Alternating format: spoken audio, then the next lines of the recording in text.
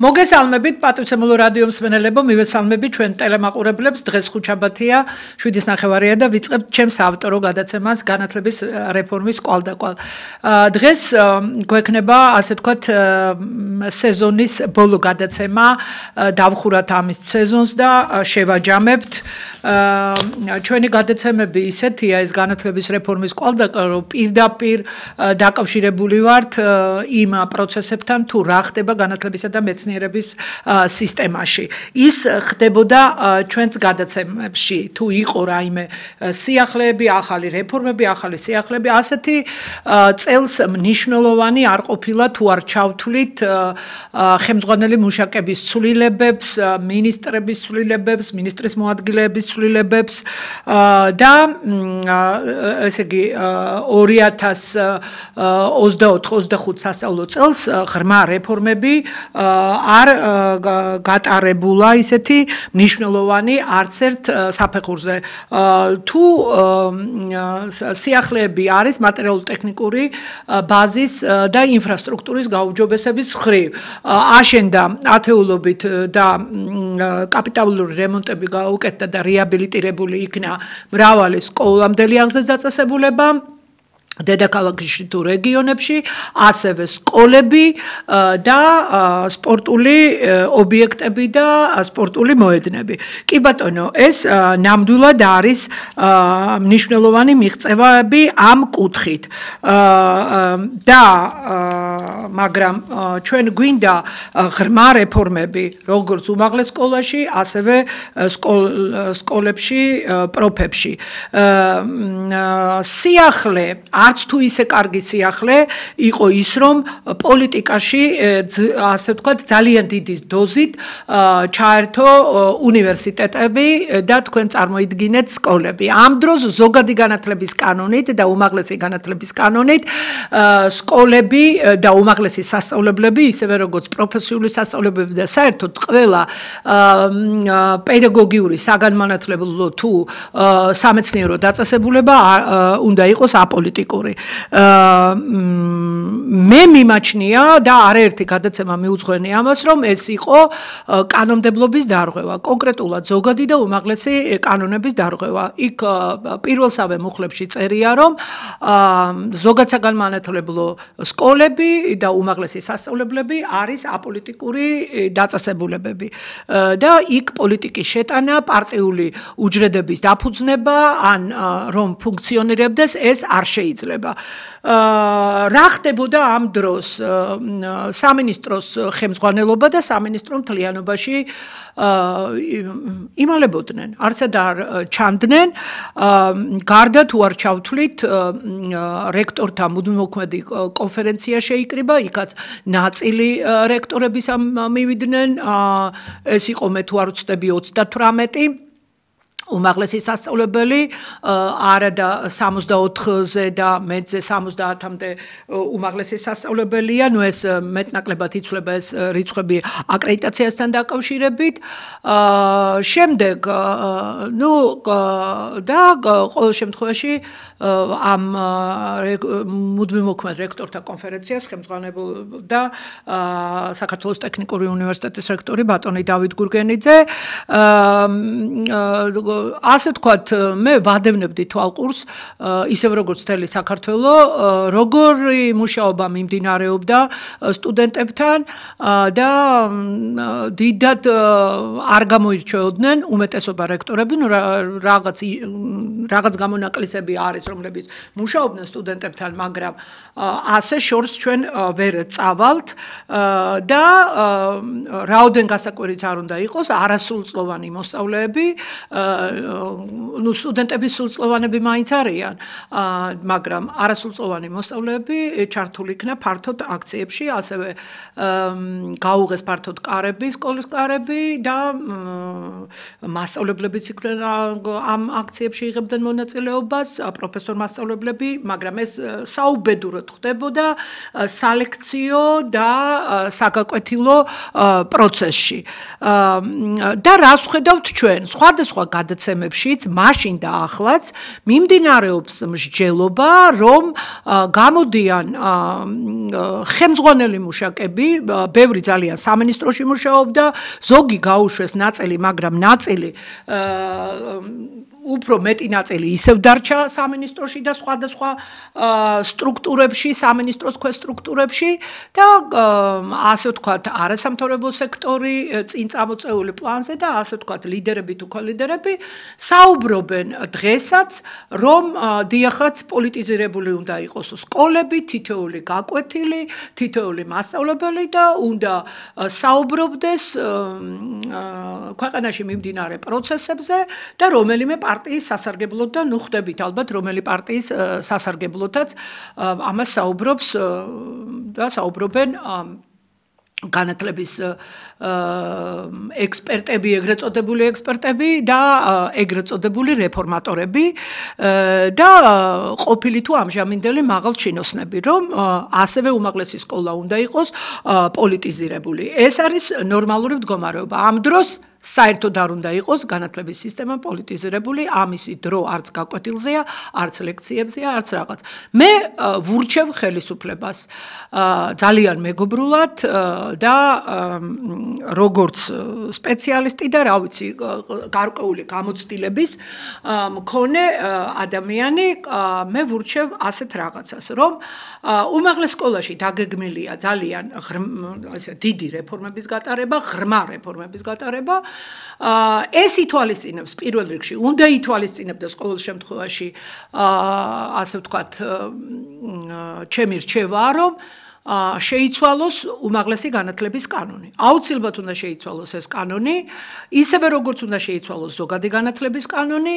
რა თქმა უნდა, ის მუხლები ძალიან კარგად წერია, მაგრამ არ სრულდება და ეს უნდა შეასრულოს ხელისუფლებამ, რომ პოლიტიზირება არ შეიძლება, მაგრამ აუცილებლად განსაკუთრებით უმაღლეს სკოლაში აუცილებლად უნდა დაემატოს საგნები აი ასეთი საქართველოს საშინაო და საგარეო პოლიტიკა. ეს უნდა წაეკითხოთ ყველა ფაკულტეტის, ყველა სპეციალიზაციის, ყველა სტუდენტს განურჩევლად სახელმწიფო უნივერსიტეტია თუ კერძო უნივერსიტეტი. ეს უნდა იყოს არა არჩევითი საგნები, არამედ სავალდებულო საგნები. სახელმწიფო საშინაო და საგარეო პოლიტიკა. შეიძლება ერთი სემესტრი საშინაო პოლიტიკა, შეიძლება ერთი სემესტრი საგარეო პოლიტიკა. ან შეიძლება ერთ სემესტრში ორივე საშინაო და საგარეო პოლიტიკა, მაგრამ ეს უნდა იყოს რა თქმა უნდა პროგრამა, სილაბუსები და ასევე მასალა. სახელმძღვანელოები და ეს აუცილებლად უნდა ისწავლებოდეს და ასევე პროფესიონალების მიერ. ასევე უნდა დაემატოს რაღაც სტრუქტურა, ეს სტუდენტთა თვითმმართველობები რაღაც უნდა გარდაიქმნას, აუცილებლად ეროვნული იდეოლოგია უნდა დაედოს, სახელმწიფოში უნდა არსებობდეს იდეოლოგია, ასევე უნდა არსებობდეს ეროვნული მიზნები, ან დოქტრინა, ბევრ ქვეყანაში დოქტრინა ეწოდება მას, განათლების დოქტრინა. შეიძლება იყოს ერთიანი დოკუმენტი, ჩვენ გვაქვს მიღებული ეროვნული მიზნები სკოლების და უმაღლესი სასწავლებლების. უნდა იქნას მიღებული და იქ უნდა იქნას ძალიან მოკლედ გაზომვადი სიდიდეებით ჩამოწერილი თეზისური სახით, თუ რა გვინდა ჩვენ საითმოძრაობ და იმის მიხედვით უნდა აეწყოს კანონიც, უნდა აეწყოს ეს საგნები და ასევე შესაბამისი შტატები და ინფრასტრუქტურა უნდა შეიქმნას. ასევე უნდა მთლიანად გარდაიქმნას ეს სტუდენტთა თვითმმართველობები და იქ აუცილებლად დეკანატების იქნება თუ ადმინისტრაცია თუ რაღაც, იქაც უნდა იქნას სათანადო მუშაკები დამატებული, რა თქმა უნდა, თავიანთი სამსახურებით თუ ისა. ეხლა ეს თვითმმართველობებს კონკრეტულად ვინ უწევს კურირებას, არის სხვადასხვა სამსახურები მეცნიერები რაღაც და ზოგან ერთი ვიცე-რექტორია, ზოგან პრორექტორია, იქ მეცნიერებები დაამატეს ამ უნივერსიტეტებს რაღაცა და ეს ახალგაზრდებთან მუშაობის არანაირი საშტატო ის არც დეკანატებშია ვაკუუმია ამ ხრივ და ისა. ეხლა რადგანაც ამ დეკანატებს ვახსენებ, აქვე მე მინდა ვახსენო ასეთი რამ. რომ კანონში, როცა მიიღებთ ახალ კანონს, როგორც იყო თავიდან უმაღლესი განათლების კანონში, ეს არის მრავალ ევროპულ თუ არაევროპულ ქვეყანაში ძალიან სწორადად ეწერა, რომ დეკანზე რო შეზღუდვები გაქვთ შემოღებული, ამდენი არსად არ გაქვთ არც ერთ თანამდებობაზე. რატომ, რა საჭიროა, ვის სჭირდება, რომ მაინდა-მაინც პრაქტიკულად აქ დეკანზე კონკურსი არ შეიძლება გამოცხადდეს, იმიტომ რომ იმდენი შეზღუდვა უნდა იყოს იმ ფაკულტეტის თანამშრომელი, იმ საბჭოს წევრი, ამდენი წლის მუშაობის სტაჟი, რაღაცა დოქტორი ეს ის რა საჭიროა. წერილი გაგზავნილია ბატონი გია შარვაშიძის მიერ. გია შარვაშიძე 18 წელი მუშაობდა ევროპის, ასე ვთქვათ, ევროპაში და არის საერთაშორისო ექსპერტი უმაღლესი სკოლის. მან, როდესაც იყო თბილისის სახელმწიფო უნივერსიტეტის რექტორი, გაუგზავნა წერილი პარლამენტს და საჯაროდაც გამოაქვეყნა ეს, რომ ის მუხლები, რაც დეკანებს შეეხება, იქნა შეცვლილი ისე როგორც თავიდან იყო უმაღლესი განათლების კანონში. რატო ვამბობ ეხლა მე ეს რამ გამახსენა? ეს გამახსენდა იმიტომ, რომ ჯერ ერთი აი ამაზე რასაც ვლაპარაკობდით, იქ უნდა შეიქმნას ერთი ქვეს სტრუქტურა და საშტატო ნუსხა და სამუშაო, რომელიც სტუდენტებთან უშუალოდ იმუშავებს, ჯერ ერთი ეს. მეორეს ერთი, დეკანი უნდა იყოს პერსონა, აქცენტი კი არ უნდა იყოს გადატანილი, რომ რაღაცა დიდი მეცნიერი და ეს და ის. არა. დეკანი უნდა იყოს პერსონა, რა თქმა უნდა, პედაგოგიური განათლების სტაჟი და მას უნდა კონდეს ახალგაზრდებთან მუშაობის გამოცდილება. აუცილებლად უნდა კონდეს ეს. აუცილებლად. ეს შეეტყო ყველაფერს. დეკანი არის ადგილზე ლიდერი. ეს არის ავტორიტეტი, თუ არის კარგი დეკანი. ის მიდის თამამად სტუდენტებთან და ყველანაირი ტვინის სტუდენტს და ყველანაირი განწყობის სტუდენტს უნდა ესაუბროს თავისუფლად. სად ხდებოდა ეს? მე დავდიოდი უნივერსიტეტებში, მე ვუყურებდი ამ დეკანებს, როგორ იყო. თქვენს ერთი გავიფიცოთ, გაიფიცა ყველა. აი გაფიცვები იყო უმაღლესი სკოლების კიდე სიახლე წელს. და როგორ გამოიყურებოდნენ? ეს დეკანები უსუსურად, რექტორები, როგორი ძლიერებიც არ უნდა იყვნენ. ამდენი ფაკულტეტია დიდ უნივერსიტეტებში და ყველა სტუდენტს, ყველა როგორ დაელაპარაკება? გამორიცხულია ეს.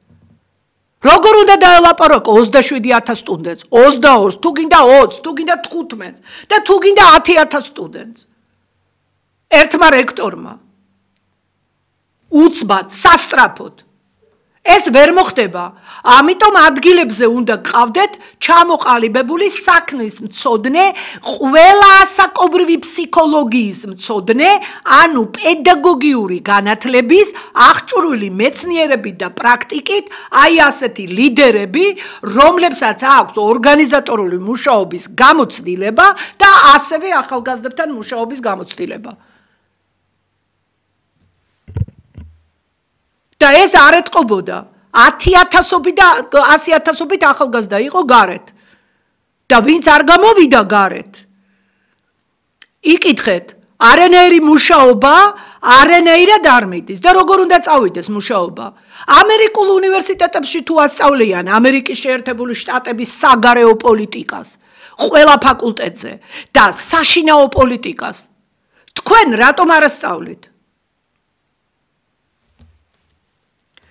შემდეგ სამინისტროს რეორგანიზაციაზე უნდა ვისაუბრო, სამინისტროს რეორგანიზაციაზე, მაგრამ მე ხლა ჩვენი ჯგუფი მანიშნებს, რომ ქალბატონი რუსუდან კანთარია არის ხაზზე.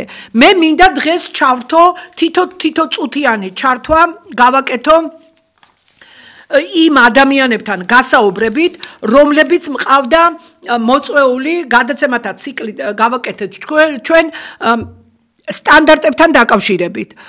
და ამ სტანდარტებზე მუშაობა მე ვიცი დღესაც მიმდინარეობს როგორც სამინისტროში, ასევე ამ პირებთან, რომლებიც ყავდნენ მოწვეული. ესენი არიან მეცნიერები, დიდი გამოცდილების პედაგოგები, დამსახურებული პედაგოგები, მრავალი კონკურსში გამარჯვებული სასკოლო სახელმძღვანელოების ავტორები და მე მაინტერესებს ჩემი გადაცემის მიღმაც მათ გააგრძელეს ამ სტანდარტებზე მუშაობა და ფიქრი.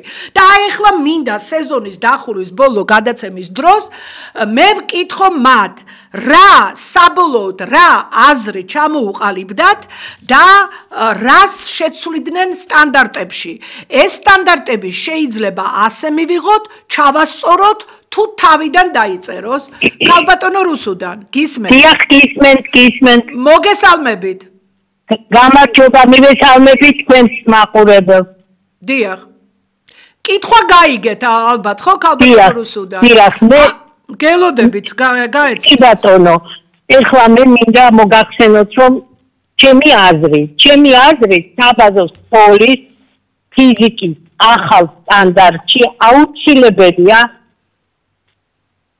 სამი არსებითი ცვლილების შეტანა. პირველი, ახალ სტანდარტში პირად არის წარმოდგენილი ექსპერიმენტული კვლევების თემატიკა. რამდენადაც ფიზიკა ექსპერიმენტული მეცნიერებაა, ძირითადი აქცენტი უნდა იყოს გადატანილი საშინაო და ასევე საკლასო ექსპერიმენტებზე. თუმცა აქ ეს არ არის ამ სტანდარტის ექსპერიმენტული კვლევითი სამუშაოები არ ჩანს და ასევე პირად არის წარმოდგენილი ამოცანების შესახებ ამოცანების ამოხსნის შესახებ კონკრეტულად რაოდენობრივი ამოცანები არის შეზღუდული რაოდენობით უნდა იყოს როგორც ჩანს.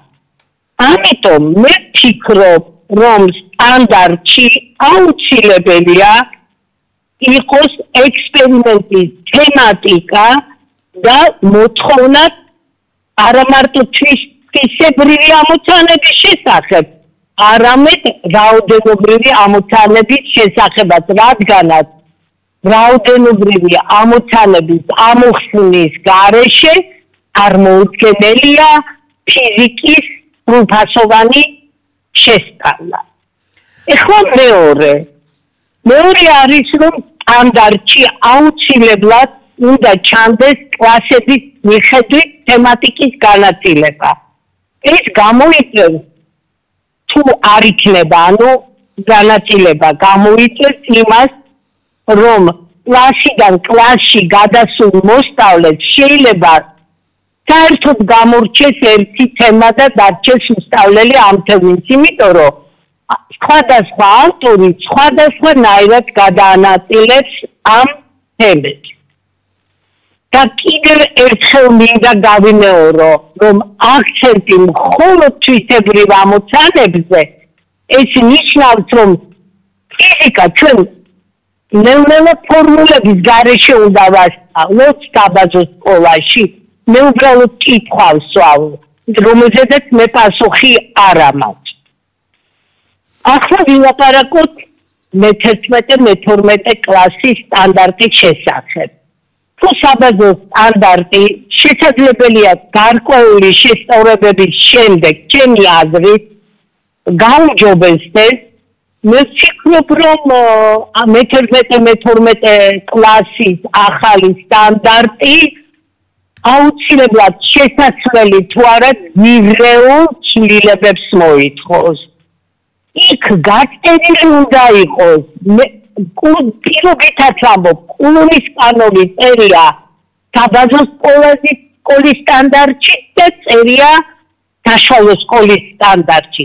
რა კურსით უნდა ავტორ სტანდარტისა თუ ავტორებს სტანდარტისა ვასწავლოთ, ეს სახელმწიფო დოკუმენტია, ამიტომ უნდა იყოს გააწერილი ყველაფერი, რომ ავტორს არ გაუჭირდეს დაწერა და რეცენზენტი არ მოედავოს, რომ აი ესე უნდა დაგეწერა, ეს რატომ არ გიწერია, არის ესეთი შემთხვევები, რომ სტანდარტში არ იყო რაღაცები, მაგრამ რაღაც დაკითხები, მაგრამ გასაგებად მოგწეს, რატომ არ გიწერია?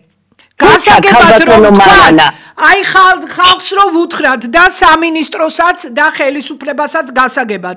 ანუ გასაგებია რომ სტანდარტები არის საფეხურების სახით. კი ბატონო, მაგრამ საფეხურების სახით ეს არის დიდი მოძრაობის საშუალებას იძლევა და სხვადასხვა ავტორთა კოლექტივმა ან ავტორმა შეიძლება სხვადასხვაგვარად, სხვადასხვა მასალით და წყობით ააგოს სხვადასხვა საფეხურში შედის მოგეხსენებათ დაწყებითში 6 კლასი და იმაში რა ქვია საბაზოზე მე-7, მე-8, მე-9, მე-10, 4 წელი. ამიტომ ბავშვები როდესაც გადავლენ სკოლიდან სკოლაში მთელი რიგი მასალები არ ექნებათ ნასწავლი. ეს ბავშვებმა გაიარეს და ოჯახებმა ტრიმესტრული სწავლების დროს და ძალიან დაზარალდნენ. რა უნდა გაეკეთებინა მშობელს?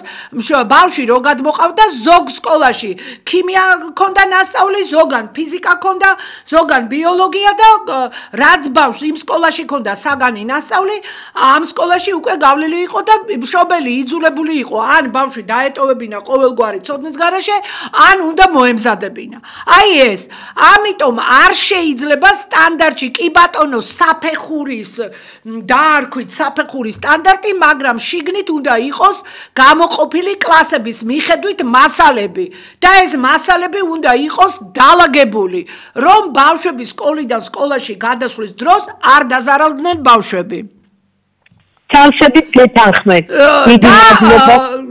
სტანდარტები უნდა იყოს დაყოფილი კლასებად და ეს სტანდარტები არაფრად არ ვარგა თუ დეტალურად არ ჩაიწერება.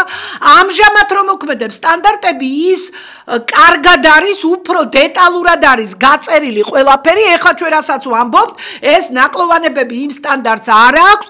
გაწერილია იქ პრაქტიკული სამუშაოა თუ კომპლექსური სამუშაოა თუ ლაბორატორიული და ამ სტანდარტებში ჩემო ძვირფასებო მივმართავ სამინისტროს არაფერი არ არის. ამიტომ ეს სტანდარტები თავიდან უნდა გადამუშავდეს და უნდა ჩაიწეროს. ან მაშინ დატოვეთ ესე ამ შენიშვნების გათვალისწინებით, გაითვალისწინეთ და პროგრამები დაწერეთ.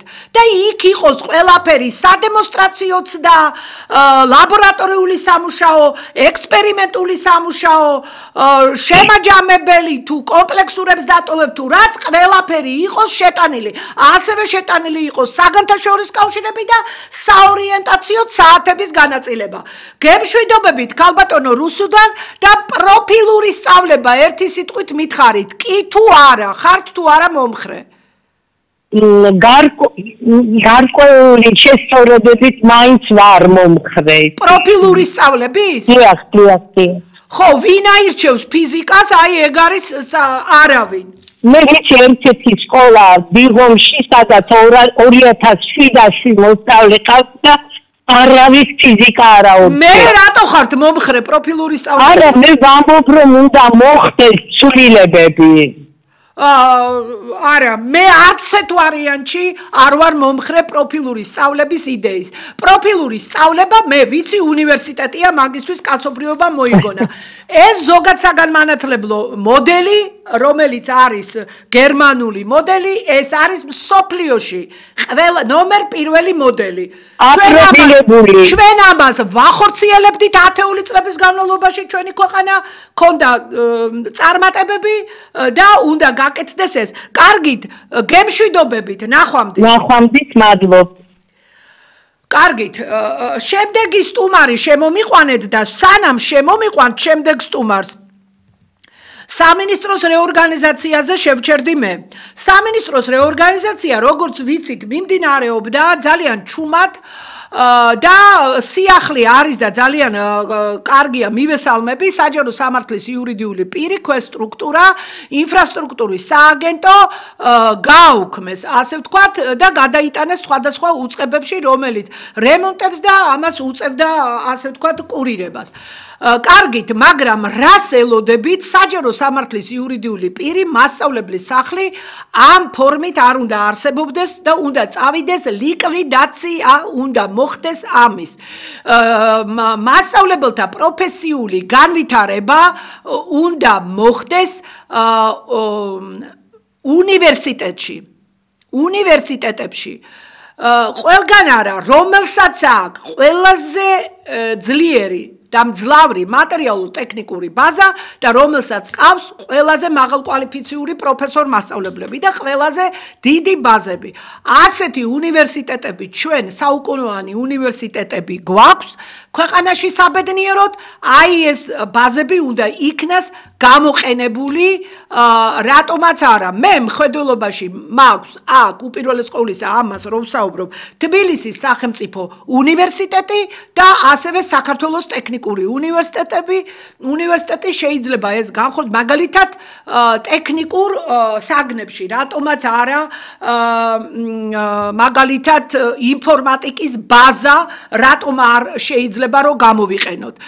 და ტრენინგებიც ასევე ჩატარდება, გვჭირდება ძალიან ძლიერი მატერიალურ-ტექნიკური ბაზა, ამ მასწავლებლებს უნდა ჩაუტარდეთ არა მარტო რაღაც დაცლილი შინაარსისგან და ყველაფრისგან ეფექტური, არაეფექტური ტრენინგები კი არა, პროფესორებმა და ქვეყნის წამყვანმა მეცნიერებმა უნდა ჩაუტარონ ლექციებიც, პრაქტიკული მეცადინეობებიც, ლაბორატორიული საკვლევ თუ ყველაფერი.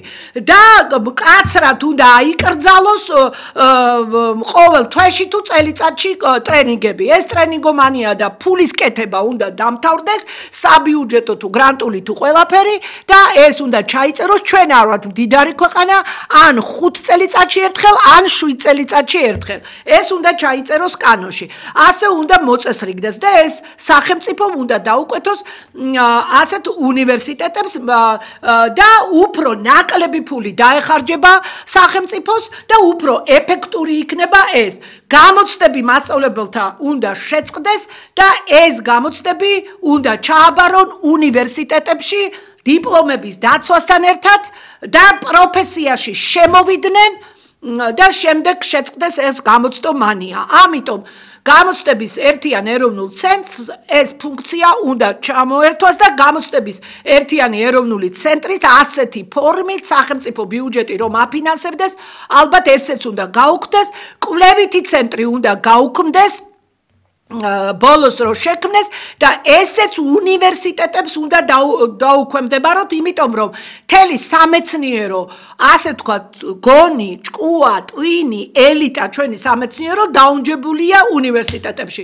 უნდა დაუკვეთოთ ეს კვლევები მაღალ პროფესიონალებს და იქაც ნაკლები ფული იქნება გადასახადი და ცალკე ამ ხელა ცენტრების რჩენა არ იქნება საჭირო და ეს თანხები კიდე რაც დარჩება ზედმეტი მივმართოთ სკოლებისკენ და უნივერსიტეტებისკენ და თუგით მასწავლებლებისკენ.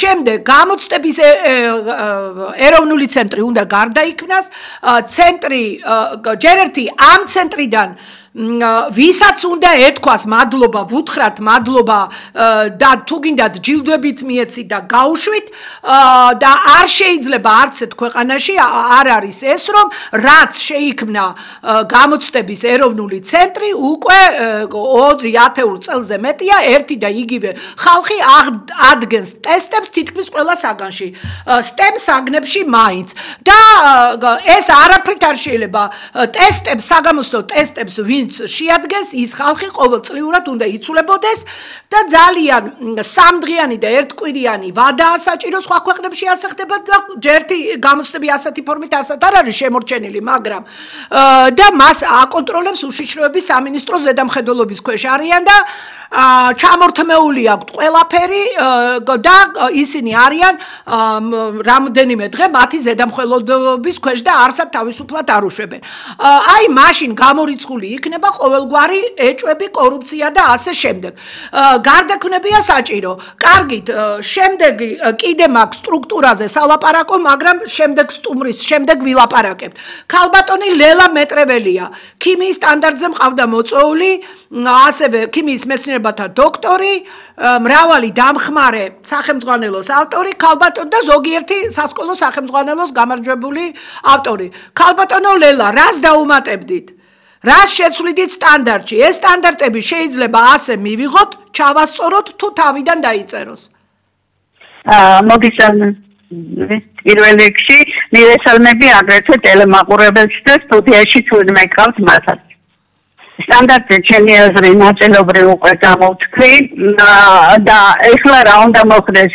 მე ვფიქრობ, რომ ახლა ჩვენ ცოტა ხნით უნდა გავჩერდეთ, დავფიქრდეთ, რა სჭირდება საქართველოს. ანუ როგორი სასკოლო განათლება სჭირდება საქართველოს. იმიტომ რომ ჩვენ თვალწინ რამდენიმე სტანდარტი შეიცვალა. აი მაგალითად წინა სტანდარტი რომელიც პანოციად იყო გამოცხადებული და ეხლა არ ვიცი არაფერი არ მომხდარა მე მგონი განსაკუთრებული კომპლექსური დავალებები გაქრა კოუჩებმა რას მიაღწიეს სალკეულ სკოლებზე არ ვიცი სამიზნეცმებზე გახსოვთ რამდენს ვლაპარაკობდი და ბოლოს დაიყვანეს მაინც სამამდე და თავიდან არ მოისმინეს ატომღაც რაც შეეხება ახლანდელ სტანდარტს ის არასრულყოფილია რამდენადაც არ ახლავს წლიური პროგრამა და არ ვიცით რა ხდება როდესაც აპირებენ ინტეგრირებულ სწავლებას სად არის ეს სტანდარტი და რა წერია ამიტომ მეორე არ მგონია სწორი რომ სტანდარტი იცვლება კარდინალურად ყოველ 20 წელიწადში ჯობია ძველ სტანდარტს მიხედონ რაც კარგი იყო დატოვონ რაც გამოსასწორებელია გამოასწორონ შემდეგ თუ მაინც გამოცხადდება გრიფირება აუცილებლად შესაძლებელია გრიფირების წესი ამაზე ერთხელ თქვი და ცოტა სერიოზულად უნდა მოეკიდონ საგნობრივი ექსპერტების შერჩევას ახლა მე რა თქმა უნდა ქიმიის საფუძველზე ვლაპარაკობ ცოტა არ იყოს და ჩემს შინდობას აღწერენ ის ექსპერტები რომლებიც რომლებმაც ვერ შეძლეს რომ საკუთარ საგანში 60%-იანი ზღვარი გადაელახათ და ეს 60%-იანი ზღვარიც არ მგონია საკმარისი რომ ექსპერტად აღირჩიონ და თუნდაც ყველას არ ეხება ვიზე საუბრობ, სად არიან ეს ექსპერტები სამინისტროში? სამინისტროში არიან ალბათ და მოწვეულები არიან საგრების გრიფირების დროს. და ნუ ისეთ სასაცილო რაღაცებს ამბობენ და წერენ ხანდახან.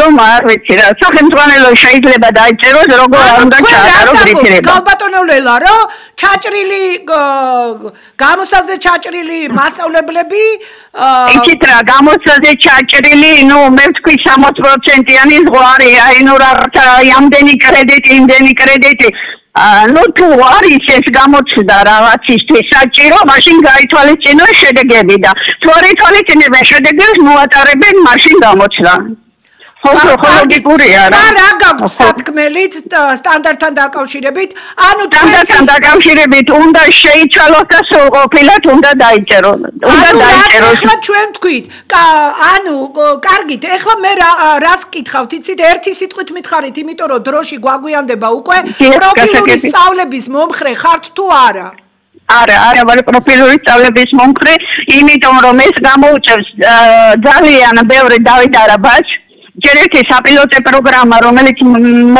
ნუ დიდ კონტინგენტიან სკოლებში ტარდება ვფიქრობ უნდა გავჩერდნენ მცირე კონტინგენტიანზეც იმიტომ რომ ზუსტად აქ არის მოშალოდნელი მთელი რიგი დაბრკოლებები ამას კარგი გათვლა უნდა მეორე გქონდა ამის გამოცდილება და არ იმუშავა მე მგონი არ იმუშავა ინტეგრირებულმა სწავლებამაც ამიტომ ყველას ქალბატონო ლელა დიდი მადლობა დაგემშვიდობებით ანუ ქალბატონი ლელამ ბრძანა რომ ქვეყანას აქვს გამოცდილება პროფილური სწავლების რომელმაც არ გაამართა ქვეყანა ქვეყანას აქვს გამოცდილება ინტეგრირებული სწავლების, რომელმაც არ გაამართლა და თვითონ შემომღები სააკაშვილი მერე გამოდიოდა და ამბობდა, რომ ვინ ბოროტ ჩინოვნიკებს ჩაუჯდა ტვინშიო, რომ ერთ წიგნში დაეწერათო მაგალითად გეოგრაფია და ისტორიაო, ან ფიზიკა, ქიმია და ისო. ან ცალ-ცალკეც რო დაწეროთ ცალ-ცალკე სახელმძღვანელობით, მაინც იყო ტრიმესტური სწავლება, ერთ სემესტრში ისწავლებოდი, მაგრამ საგანი მაინც ეროვნულ სასწავლო გეგმაში იყო ინტეგრირებული სწავლების სახით. კარგით, შემდეგი სტუმარი შემომიყვანეთ ეთერში და მე გავაგრძელებ იმას, რომ აი ქალბატონმა ლელამ რაც ბრძანა ერთიანი ეროვნული სასწავლო გეგმების დეპარტამენტი არის სამინისტროში. ცალკე იყო სიპის სახით და შემდეგ შეიტანეს სამინისტროში. არავითარ შემთხვევაში სასწრაფოდ, რაც უნდა გააკეთოს საქართველოს მთავრობამ, მიუმართავ ახლად დანიშნულ მინისტრს ბატონ მიქანაძეს. სასწრაფოდ უნდა გავიდეს სამინისტროდან ეროვნული სასწავლო გეგმების ცენტრი, ყველა თანამშრომელი უნდა იქნას დათხოვილი მაგ ცენტრიდან, იმიტომ რომ ყველა რეფორმა ჩააგდეს თავიანთი არაპროფესიონალიზმის გამო და ჯერ ერთი არ არიან ისინი ეფექტურები. მისი დეპარტამენტის თავმჯდომარე ლალი კალანდაძე ძალიან დიდხანს არის, თუ კარგი მუშაკიც რომ იყოს, აუცილებლად უნდა გადაადგილოთ და შემდეგ სახელმძღვანელობის სამმართველოს უფროსი ისა ქალბატონი მარიამი აუცილებლად უნდა გაუშვათ და საერთოდ ყველა უნდა გაუშვათ. ეს იაკობ გოგებაშვილის სახელობის ინსტიტუტი, განათლების ეროვნული ინსტიტუტი, რომელიც შეუერთეს განყოფილების სახით ილიაონს, ის უნდა გამოიტანონ ილიაონიდან და ცალკე ასე ვთქვათ ინსტიტუტი, ან თუ გინდათ ცენტრი დაარქვით და იქ მეცნიერები უნდა იქნას მოწვეული და ასევე წამყვანი მასწავლებლები და არა რაღაცა საერთო გამოცდილი ძალიან ძლიერი მასწავლებლები და ეს მეცნიერებთან ერთად სტანდარტი უნდა წეროს მეცნიერმა და არა ჩინოვნიკებს. და ჩინოვნიკურ აპარატში არაფერი არ ესაქმება ეროვნულ სასწავლო გეგმას. ეს არის სამეცნიერო კვლევის შედეგად ჩამოყალიბებული დოკუმენტი. ბატონი ნოდარ ელიზბარაშვილია ჩემთან. ეხლა ხაზზე გვერდება ბატონო ნოდარ, მოგესალმებით და გავაგრძელოთ ეს თემა. ესე იგი, ეს გეოგრაფიის სტანდარტი ერთი სიტყვით მითხარით, ძალიან ცოტა დრო გრჩება, უნდა გადამუშავდეს თუ თავიდან უნდა დაიწეროს თუ როგორ ერთი სიტყვით მხოლოდ და აი ეს თემა გავაგრძელოთ, როგორ უნდა შეიქმნას სტანდარტები, პროგრამები, ეროვნული სასწავლო გეგმები საერთოდ და სახელმძღვანელოები. საბატონო მაინც მოგესალმებით. დიახ, მოგესალმებით. ერთი სიტყვით ვიტყვით, ეს უნდა დაიწეროს. თავიდან უნდა დაიწეროს? დიახ, თავიდან უნდა დაიწეროს. იმიტომ აი წინა გამოსწორებული გონი შეფიქრებული განსხვავება ხანდახან. დიახ. იქ იყო საუბარი ცნობებზე. წარმოუდგენელია ყველა კლასი ერთდაიგივე 60 წლება იყოს. ეს ერთდაიგივე 60 წლება ქალკეულ შემთხვევაში საფასილოა. ამიტომ სემინარის ისედია რომ მეცნიერებმა და პედაგოგებმა მეცნიერული ძალისხმევით წერონ სტანდარტების და პროგრამების შედგენა ერთადერთ გამოსავალად მიმართული. დიახ, კარგით, და ეს სტანდარტები ვინ უნდა წეროს? აი გითხარით, მეცნიერებმა და გამოცდილმა პედაგოგებმა. სამინისტროში უნდა იყოს ეს სტრუქტურა? არა, სამინისტროში შეიძლება მოლიქულოს საფუძველი ჯგუფი, ის დამოუკიდებლობის მუშაობის საშუალება და მერე მოაწყო სამწუხაროდ არა ჩინოვნიკები უნდა ჩამოვაცილოთ ეს უნდა იყოს სამეცნიერო საკვლევო ცენტრში აუცილებლად ჩინოვნიკები სადაც არის და სამინისტრო და ძალაუფლება სადაც არის იქ არის მეტი კორუფცია მეტი ნეპოტიზმი მეტი ჩაწყობა მეტი ყველაფერი კარგით ბატონო ნოდარ მე მაინტერესებს თქვენ მეცნიერებათა აკადემიაში საქართველოს მეცნიერებათა ეროვნულ აკადემიაში იღებდით კონკურსში მონაწილეობას.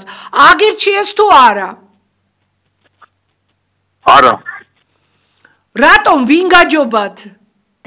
ვინ აირჩიეს?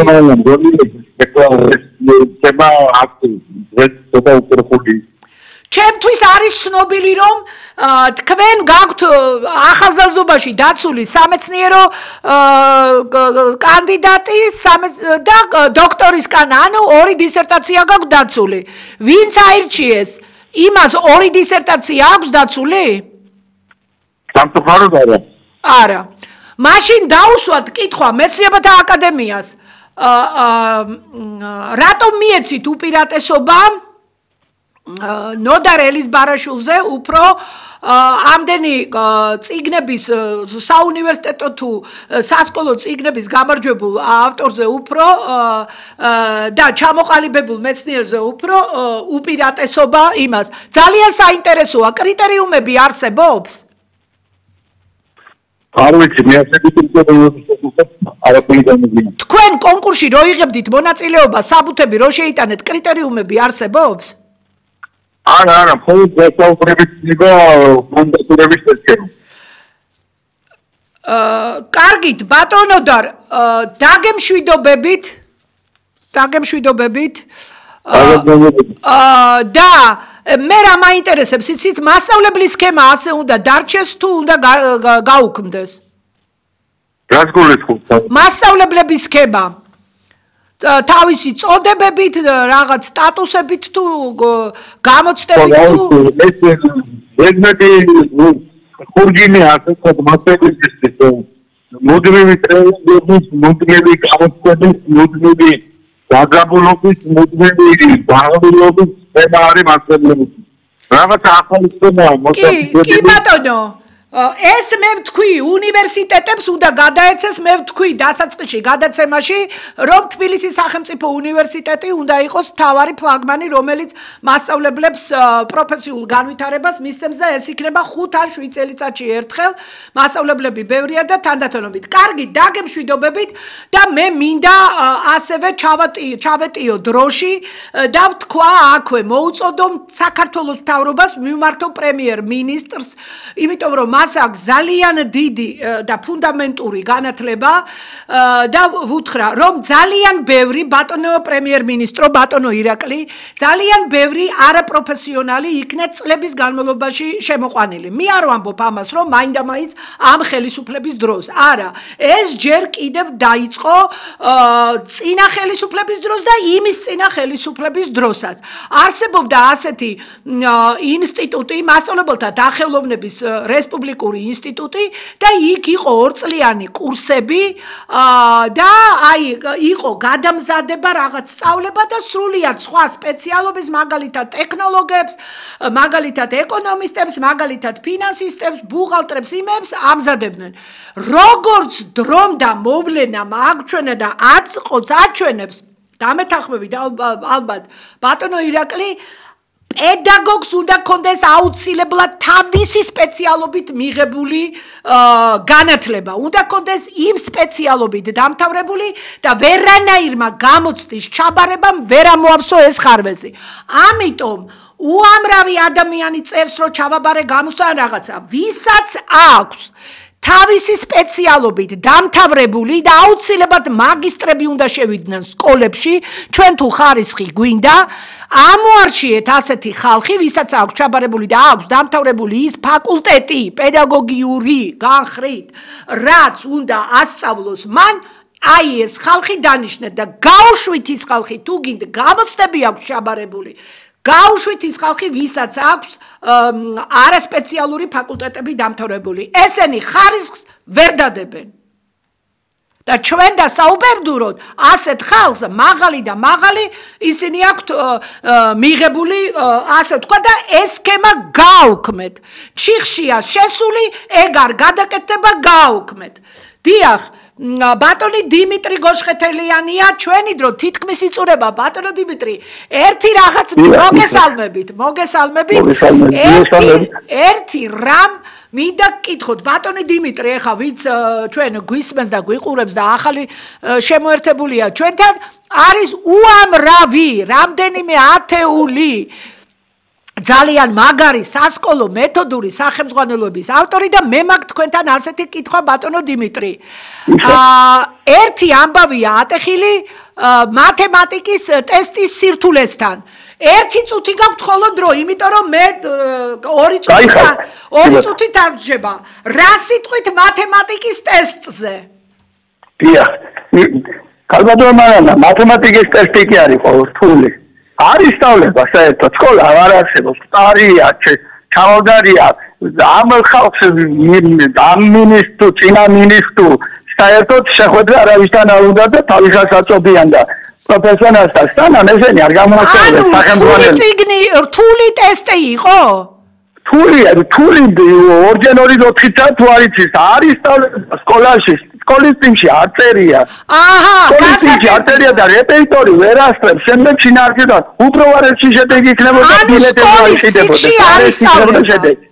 სკოლის წიგნით არის სწავლება და ისე სკოლის წიგნი არსებობს ხო კარგით ბატონო დიმიტრი ძალიან დიდი მადლობა გასაგებია ჩემთვის რაც არის იქნებ შემომიყვანოთ ბოლო სტუმარი და სამწუხაროდ ბევრი დრო არ დაგვრჩა მაგრამ შემოიყვანეთ მასაც მივცემ ერთი წუთ ნახევარს თუ შეიძლება რომ შემოიყვანოთ და ესე იგი ჩვენ საუბრობდით უმაღლეს სკოლაზე მის რეფორმირებაზე და ასევე მინდა მივმართო ისევ პრემიერ-მინისტრ საქართველოს მთავრობას ვინაიდან საქართველოს მთავრობა არის მთლიანად ასე ვთქვათ იმ კომისიის წევრი სანამ გატარდება ღრმა რეფორმები ამას დაჭირდება ძალიან დიდი დრო მანამდე ბატონო ირაკლი უნდა გამოიყოს რაღაცა თანხა თუგით სახელმწიფო გრანტის სახით და უნდა გადადაწილდეს მხოლოდ სახელმწიფო უნივერსიტეტებზე, ხოლო კერძო უნივერსიტეტებმა თავიანთი პირადი შემოსავლებიდან, ვიცით რომ სკოლიდან მიდის აბსოლუტურად უცოდინარი სტუდენტები და რომელ ფაკულტეტზე ჩაირიცხებიან მთავარი იმ სპეციალობის განსაზღვრელი STEM საგანი ეს იქნება ქიმია, ყველგან ახლა ერთი და იგივე მათემატიკა, ქიმია თუ ფიზიკა თუ ის ბიოლოგია შესწავლა მოხდეს ამ სახელმწიფო ბიუჯეტიდან გამოყოფილი ფულის ხარჯზე ეს შეიძლება წელსვე გაკეთდეს რომ პირველსავე სემესტრიდან დაიწყონ მაგალითად ფიზიკის შესავლის, ქიმიის შესავლის, მათემატიკის შესავლის ერთი სემესტრი მაინც ისწავლებოდეს ეს ინტენსიური კურსი და გაფრთხილდეს სტუდენტები რომ და შემდეგ თუგით სახელმწიფომ ჩაატაროს გამოცდები უნივერსიტეტებთან ერთად და ვინც ამ გამოცდას ვერ ჩააბარებს ის სტუდენტები ვეღარ გააგრძელებენ სწავლას, იმიტომ რომ გვეყოფა ამ ორი ყდის გაცემა არაფერში თუ ძირითად საგნებს არ ეცოდინებათ სასკოლო იქ ვერ დააშენდება უმაღლესის კურსები და რაღაცა ელემენტარულს ასწავლიან მერე პროფესორ მასწავლებელი და საიდან უნდა მივიღოთ ჩვენ სპეციალისტი მაღალი ხარისხის და საიდან უნდა გქონდეთ მათ აი ეს კონკურენტუნარიანი ცოდნა არ კარგით ესე იგი აი ასეთი ჩვენი დრო თითქმის ამოიწურა ხო და აუცილებლად უნდა იყოს ასეთი რამ გაკეთებული შეიძლება ამას ძალიან დიდი თანხა არ დაჭირდება შეიძლება დაჭირდეს რამდენიმე მილიონი და ეს უნდა მოხდეს და უნდა გამოცხადდეს ასევე სწავლის გაგრძელების უფლება ექნება მას და რაც შეიძლება სწრაფად მომზადდეს და სკოლებს გამოეცხადოს რომ კლასიდან კლასში გადასაყვანი გამოცდები რომ ხარისხი ავწიოთ სწრაფად უნდა აიწიოს ხარისხი. ეს არის ამ სეზონის ბოლო გადაცემა და გემშვიდობებით შვებულებაში გავდივარ და მაშინ გავაახლებთ ჩვენ, როდესაც დაიწყება სკოლა, ხოლო უნივერსიტეტები მე როგორც ვიცი დაგეგმილია ოქტომბერში სწავლის დაწყება. ესეც არ მომწონს, სწავლა უნდა დაიწყოს აუცილებლად სექტემბერში. არც ის მომწონს, რომ 13 კვირაა სწავლება, მე მინდა რომ 15 კვირა იყოს სწავლება და ბევრი რამ არის გარდასაქმნელი და გასაკეთებელი და ეს უნდა მოხდეს გონივრულ ვადებში და გონიერი მიდგომით. გისურვებთ კარგი შვებულების გატარებას, ჩემ საყვარელ მსმენელებს და მაყურებლებს, მთელ ამ დიდ გუნდს, მასწავლებლობას, პროფესორ მასწავლებლებს, სტუდენტებს და მოსწავლეებს და შემოდგომამდე გემშვიდობებით. ნახვამდის თუ რაიმე მოხდა ისეთი, მაშინ შევწყვეტ შვებულებას და გამოვალ და ჩავატარებ გადაცემას. თუ რეფორმა გამოცხადდა მანამდე. ნახვამდის მომავალ შეხვედრამდე შაბათს გაიმეორებენ ამას 5:30 ამ გადაცემას.